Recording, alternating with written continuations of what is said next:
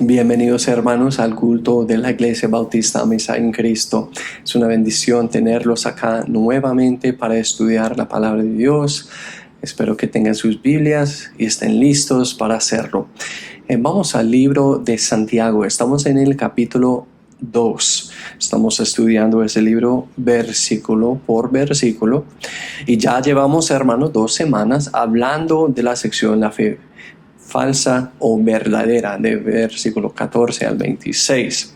Primero hablamos de 2 términos muy importantes que son la fe y las obras. La semana pasada hablamos de ayudar a los hermanos con necesidad y hoy veremos la evidencia de la fe genuina. Vamos a empezar por leer Santiago capítulo 2 de versículo 18 al 20. Dice la palabra: pero alguno dirá, tú tienes fe y yo tengo obras.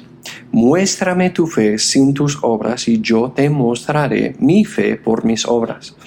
Tú crees que hay un Dios, bien haces. También los demonios creen y tiemblan.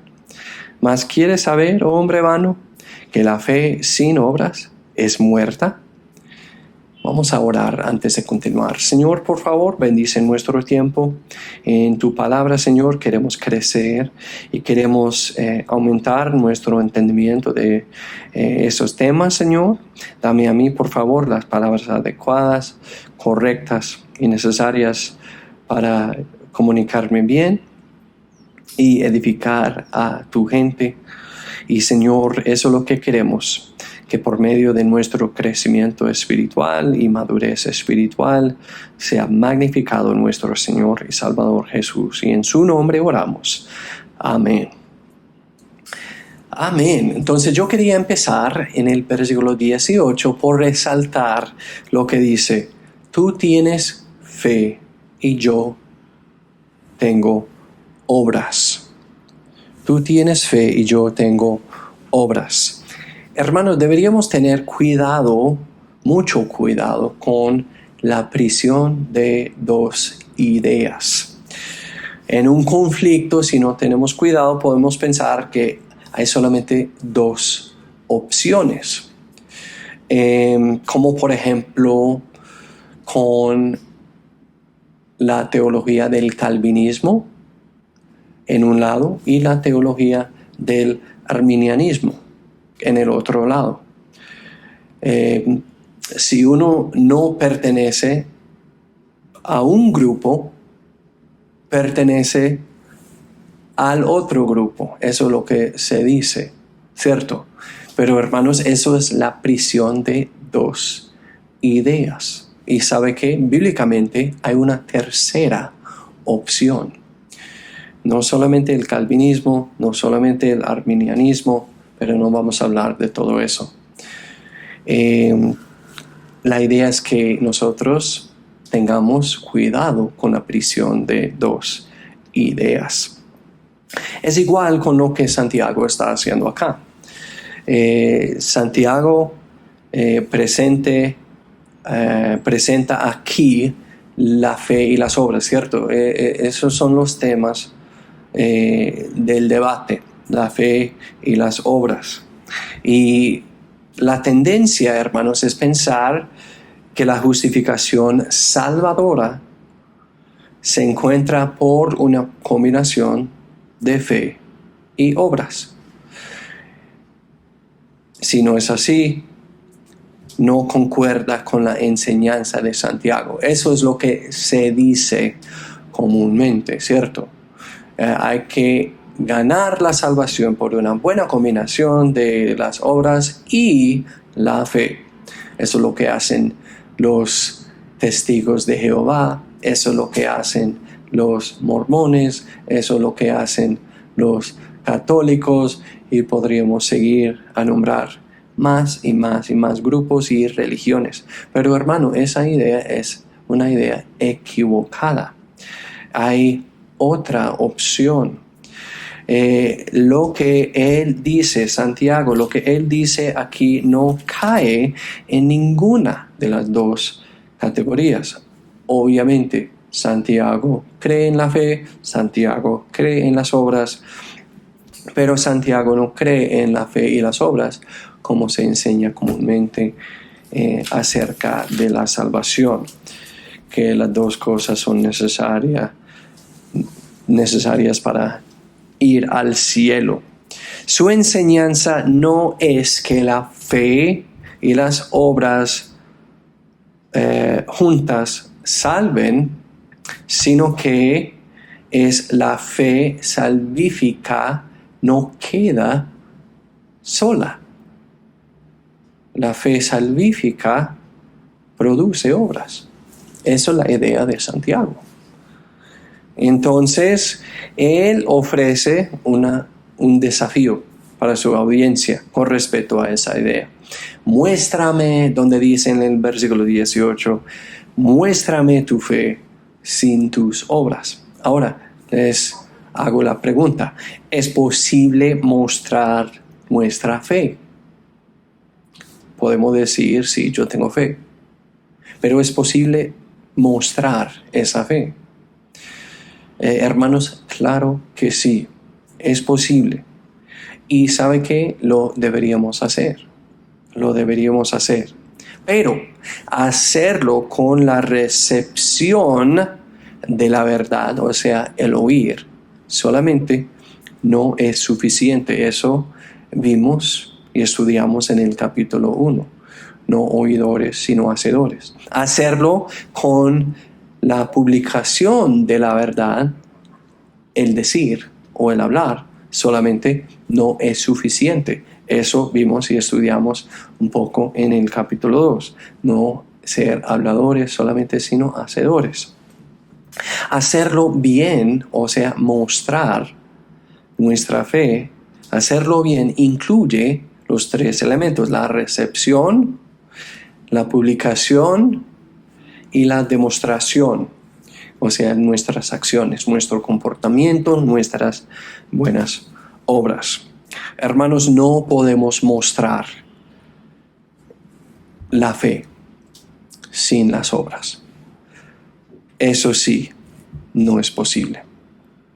Entonces, no es o la fe o las obras como se enseña comúnmente, pues, en varias sectas de nuestro día. Es la fe y las obras. ¿Por qué? Y eso es importante.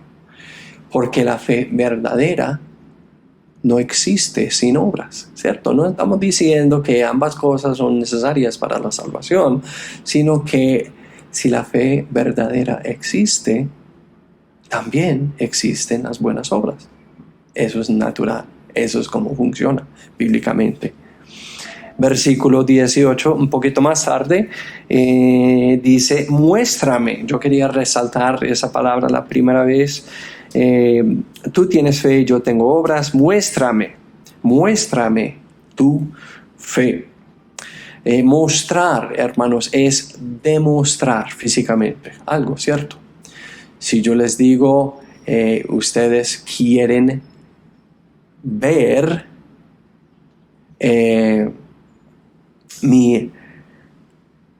mis músculos en ese brazo, ¿qué es lo que tengo que hacer? Yo les puedo decir, que yo tengo unos brazos muy grandes, muy fuertes, más fuertes que cualquier otro. Y ustedes pueden creerme por la mera palabra, pero sería mucho mejor quitarme, ¿cierto?, el traje y mostrarles los músculos de ese brazo. Entonces, mostrar es demostrar lo que decimos y hacerlo literalmente, demostrarlo físicamente. La fe, porque la fe en sí, hermanos, es algo no visible. La fe es una confianza, la fe es algo interno, la fe es algo personal. Pero es posible mostrar nuestra fe por medio de lo visible, que son las buenas obras. La única manera de hacer visible, hermanos, una creencia es por medio de acciones visibles. Es la única manera. Y hermanos, yo quería resaltar algo aquí en el pasaje que es muy importante. Esta idea de mostrar algo literalmente, físicamente, aparece 4 veces aquí en el pasaje. En el versículo 18 aparece 2 veces donde dice: tú tienes fe y yo tengo obras. Muéstrame la primera vez tu fe en tus obras y yo te mostraré la segunda vez. En el versículo 22 también: no ves que la fe actuó con sus obras. Otra vez en el versículo 24: vosotros veis pues que el hombre es justificado por las obras. Entonces, hermanos, mostrar la fe es poder ver la fe. Es algo visible como lo hacemos por medio de las buenas obras. Entonces, tener fe, hermanos, sin la demostración de tal fe, deja una apariencia mala, una apariencia equivocada. Deja la apariencia de que esa fe no vale. Versículo 19. Tú crees que hay un Dios, bien haces. También los demonios creen y tiemblan. Ahora ellos dicen, la audiencia de Santiago, ellos dicen que creen en Dios, ¿cierto? Ellos dicen que creen en Dios y Santiago lo sabe. Entonces él quiere usar eso para despertarlos un poquito, para despertar a su audiencia de sí mismos. Y por tanto aquí se hace referencia a los demonios. Hermanos, eso siempre llama la atención, ¿cierto? Ustedes lo saben. Tanto los apóstoles como los seguidores de Cristo eran muy conscientes de la presencia de los demonios, del mundo sobrenatural. Entonces, hermanos, eso es lo que él va a hacer. Él va a usar una ilustración de los demonios para llamar la atención a los de su audiencia. Ahora, cuando pensamos en los demonios, no pensamos que tengan fe, pero aquí dice lo contrario. Entonces, ¿qué es lo que creen? ¿Qué es lo que creen los demonios? Muy interesante. Vamos a examinar un poquito lo que dice la palabra de Dios. Primero vamos a Hechos 16. Hechos 16. Hermanos, sí, los demonios creen. Los demonios tienen una fe. Pero ¿qué es lo que creen? Hechos 16 dice: y aconteció que yendo nosotros a la oración, nos salió al encuentro una muchacha que tenía espíritu de adivinación, la cual daba grande ganancia a sus amos, adivinando. Esta, siguiendo a Pablo y a nosotros, daba voces diciendo: esos hombres son siervos del Dios Altísimo, los cuales nos enseñan el camino de salvación. Hermanos, aquí tenemos una mujer, una muchacha endemoniada, poseída por un demonio. Y vea lo que ella dice bajo la influencia de ese demonio. Ella dice: estos hombres son siervos del Dios Altísimo, o sea, el único. La existencia de Dios. Los demonios creen en la existencia del Dios Altísimo. También los demonios creen en la deidad de Cristo. Ahora vamos a Marcos 3. Marcos 3. Marcos 3. Creen en la deidad de Cristo. ¿Qué es lo que significa la deidad de Cristo para los que no saben? Que Cristo es Dios. Cristo es Dios. Marcos 3:11 dice, y los espíritus inmundos al verle se postraban delante de él y daban voces diciendo, tú eres el Hijo de Dios. Mas él les reprendía mucho que no le diesen a conocer. Entonces, otro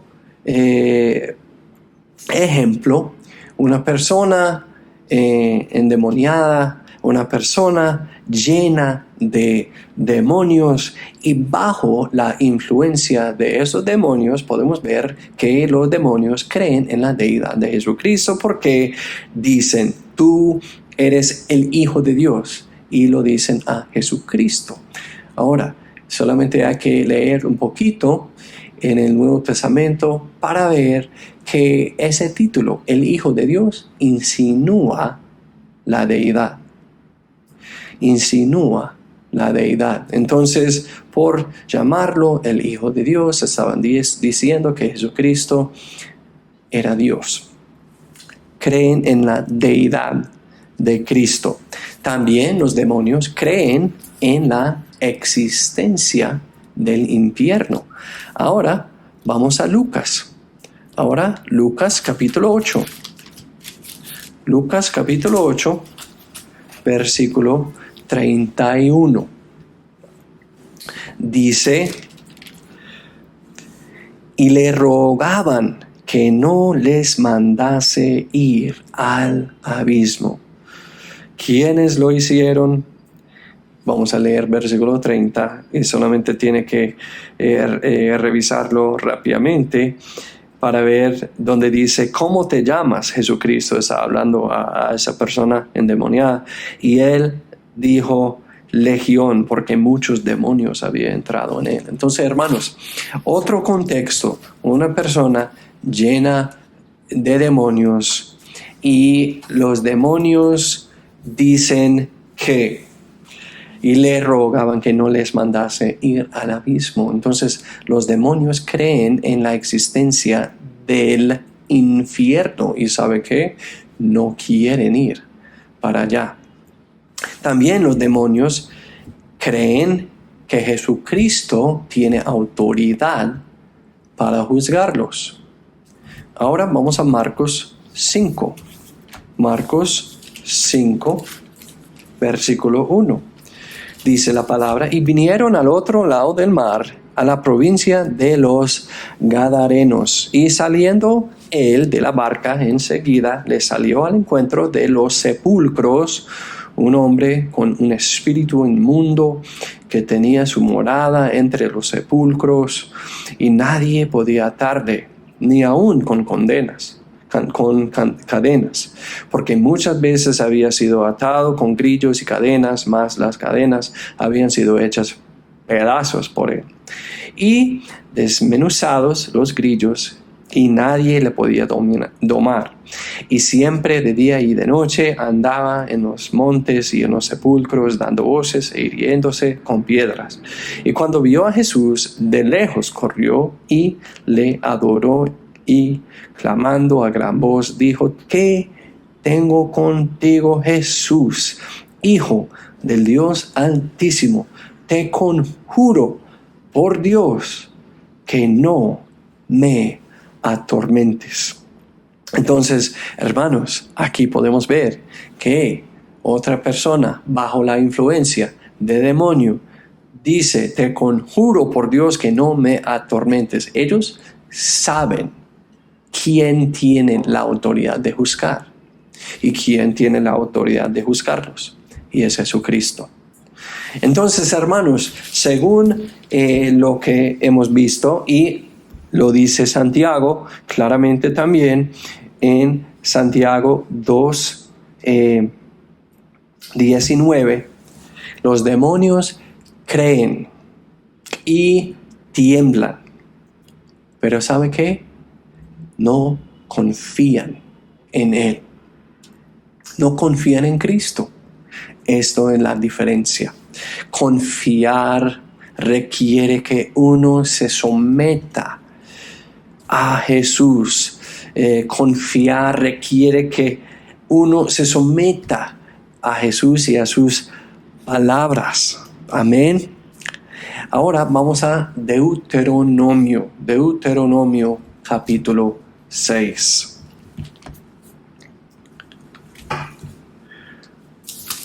Deuteronomio capítulo 6. Vamos a leer versículos 4 y 5. Dice: Oye, Israel, Jehová nuestro Dios, Jehová uno es. Y amarás a Jehová tu Dios con todo tu corazón y con toda tu alma y con todas tus fuerzas. ¿Por qué yo quería señalar ese pasaje en Deuteronomio? Porque los demonios, aunque tienen una fe, aunque los demonios creen según su propia manera. En ese versículo en Deuteronomio 6, 4 y 5, los demonios se someten al versículo 4, donde dice: Oye Israel, Jehová nuestro Dios, Jehová uno es. ¿Cierto? Ellos lo saben. Ellos saben quién es Dios.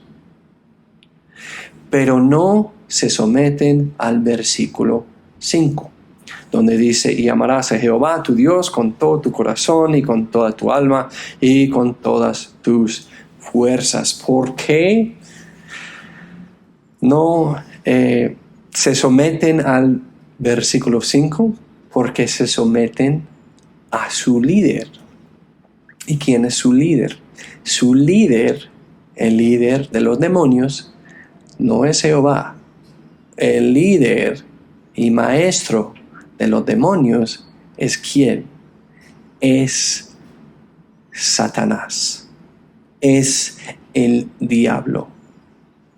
Es el dragón, como dice Apocalipsis. Entonces, eso es el Dios de los demonios. Y yo digo y agrego Dios con una D minúscula, porque no es el Dios verdadero, es un Dios falso. Entonces, la audiencia, hermanos, de Santiago estaba demostrando, y eso puede sonar un poquito fuerte, pero así es la palabra de Dios. La audiencia de Santiago estaba demostrando una fe demoníaca. Pastor, ¿qué es eso? Palabras tan directas, tan fuertes. Sí, ellos estaban demostrando una fe demoníaca, porque decían que creían, pero negaban esa fe por la falta de demostración. Voy a repetirlo. La audiencia de Santiago estaba demostrando una fe demoníaca porque decían que creían, pero la negaban por la falta de demostración. Y hermanos, eso es lo que nosotros hacemos hoy día también. Muchos de nosotros practicamos una fe demoníaca. Hacemos caso a lo que queremos y a lo que no, lo olvidamos o lo desechamos. ¿Cierto? Hay algunos de ustedes en ese momento que están viviendo con una fe demoníaca. Ustedes saben lo correcto, pero siguen haciendo lo que quieren. Tratan en su propia conciencia de desechar esa parte porque quieren vivir su vida sin la obediencia total a la verdad de la palabra de Dios. Entonces, no queremos, hermanos, practicar una fe demoníaca. Entonces, por eso, vamos otra vez a Santiago. Vamos otra vez a Santiago capítulo 2. Por eso dice Santiago en versículo 20. Mas quieres saber, oh hombre vano, que la fe sin obras es muerta. Santiago, hermanos, acá resume por repetir la misma idea. ¿Qué es esa misma idea? La misma idea que se encuentra en el versículo 17, donde dice: así también la fe, si no tiene obras, es muerta en sí misma. Entonces él repite la misma idea acá en el versículo 20. La fe sin obras es muerta. Y hermanos, el término que Santiago usa acá, oh hombre vano, dice: más quiere saber, oh hombre vano. El término aquí, hombre vano, conlleva la idea de una persona deficiente en intelecto, deficiente en información, una persona que no sabe, ¿cierto? Básicamente, hermanos, dice: si uno piensa que puede tener una fe verdadera sin esa parte de la demostración de obras, básicamente lo que nos dice Santiago y lo que les dice a su audiencia Santiago es que esa persona que piensa de tal manera es ignorante. O sea, sin la información, sin el intelecto. Hombre vano. Hermanos, no queremos tener una fe muerta, ¿cierto? Queremos vivir la fe como debería ser vivida, juntamente con las buenas obras. Eso es la voluntad de Dios, según Efesios 2:10. Hermanos, queremos recordar que existe una cosa como una fe demoníaca, una fe inútil. ¿Por qué? Porque los demonios no van a ir al cielo algún día, aunque creen. Y eso es muy triste, porque podemos salir a la calle en ese momento y hablar con cualquier, me imagino 99 de 100 personas dirían: creo en Dios, creo en Cristo, ¿cierto? Pero ellos creen como los demonios creen, tienen una fe demoníaca, no han confiado totalmente en Cristo como el único y suficiente Salvador, y por lo tanto no han experimentado esa regeneración espiritual en sus vidas, en sus almas, que produce las buenas obras como resultado. Y queremos recordar lo que nos dice Santiago aquí en el versículo 18 acerca de la fe y las obras. Hermanos, recuerde con conflictos en general, con los conflictos en general, con los asuntos teológicos en la palabra de Dios, deberíamos tener cuidado y no caer en la trampa o en la prisión de dos ideas: o es eso o es eso. A veces, hermanos, a veces hay una tercera opción, y eso es lo que nos enseña Santiago acá. La fe verdadera es seguida y produce las buenas obras como resultado. Bueno, hermanos, vamos a orar para terminar. Señor, muchas gracias por la palabra de Dios. Ayúdanos ahora a poder entender lo que hemos visto y estudiado y aplicarlo a nuestra vida, y también compartirlo con los demás. Señor, hay mucha religión en el mundo hoy en día, y ellos enseñan que la salvación se gana por las buenas obras y la fe. Pero nosotros, como estudiantes de la palabra de Dios, sabemos que esta porción de la Escritura no está hablando de ganar la salvación por las buenas obras, sino está hablando de que las buenas obras son un resultado de la fe verdadera. Ayúdanos, Señor, a poder enseñarlo a los demás y aplicarlo en nuestra vida. Gracias de nuevo por tu santa palabra y en el nombre de Jesucristo, tu Hijo, oramos. Amén. Amén, hermanos. Muchas gracias por acompañarnos. Que Dios nos bendiga.